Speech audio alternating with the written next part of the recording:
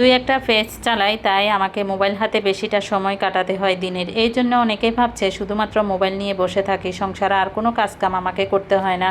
আসলে সত্য কথা হচ্ছে আমি শুধু রান্নাবান্না করে ভিডিও তৈরি করি না, পাশাপাশি আমার সংসারের যত কাজ আছে সব আমাকে একা হাতে সামলাতে হয়। কারণ আমার সংসারে আর কেউ থাকে না, আমি একাই থাকি, আমার কোনো হেল্পিং হ্যান্ড নেই, তাই সব কাজ A to Z আমাকেই করতে হয়। আর পাশাপাশি এই যে এত সুন্দর সুন্দর রান্নাবান্নার ভিডিওগুলো তৈরি করি, সেটা আবার আপনাদেরকে উপহার দেওয়ার চেষ্টা করি। যাই হোক, আজকের ভিডিওতে অনেক কিছু শেয়ার করব, সাথেই থাকবেন।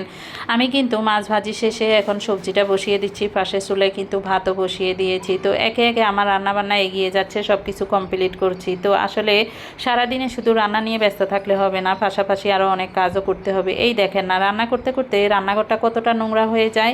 তো আমি কিন্তু চুলায় শাকভাজি বসিয়ে দিয়ে রান্নাঘরটা ঝাড়ু দিয়ে নিব, পুরাটা ঘর এভাবে ঝাড়ু দিয়ে পরিষ্কার করব। আসলে কি পরিমাণ ময়লা, তাই না?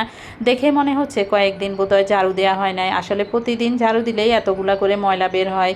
তো যাই হোক, আমি ঘরটা ঝাড়ু দিয়ে নিয়েছি, আর এদিকে আমার শাকভাজিটাও হয়ে গেছে। এখন আমি একদম কাজের শেষ পর্যায়ে চুলাটাকেও একটু গরম পানি আর বিম সাবান দিয়ে পরিষ্কার করে নিব। আমি আসলে প্রতিদিন রান্নাবান্নার পরে চুলাটা পরিষ্কার করে রাখি, যেন পরের দিন আবার সকাল থেকে নতুন চুলার মধ্যে রান্না বান্না করতে পারি। আসলে চুলাটা যদি পরিষ্কার থাকে বা রান্নাঘর পরিষ্কার থাকে, তাহলে কিন্তু রান্নাবান্না করতে অনেক বেশি ভালো লাগে, মানে মনের মধ্যে একটা খুশি খুশি ভাব থাকে। যাই হোক, আমি কিন্তু সম্পূর্ণ রান্নাঘর একদম ক্লিন করে নিয়েছি। এখন সুন্দর করে আগের মতো জিনিসপত্র রেখে দিলাম, আর এখন আমার রান্নাঘরের সম্পূর্ণ কাজ কমপ্লিট, আর কোনো কাজ নেই। শুধুমাত্র ডাইনিং টেবিলটা একটা ন্যাকড়া দিয়ে মুছে আমি চলে যাব গোসলে। তো গাইস, প্রতিদিন রান্নার পরে কিন্তু এভাবে চকচকা করে ধুয়ে মুছে রাখি, আবার যে সেই হয়ে যায় পরের দিন। যাই হোক, আমি এখন ডাইনিং টেবিলটা মুছেই চলে যাব গোসল করতে। তো আজকে আপনাদের সাথে অনেক কিছু শেয়ার করলাম গাইস, ভিডিওটা কেমন লেগেছে কমেন্টে জানাবেন।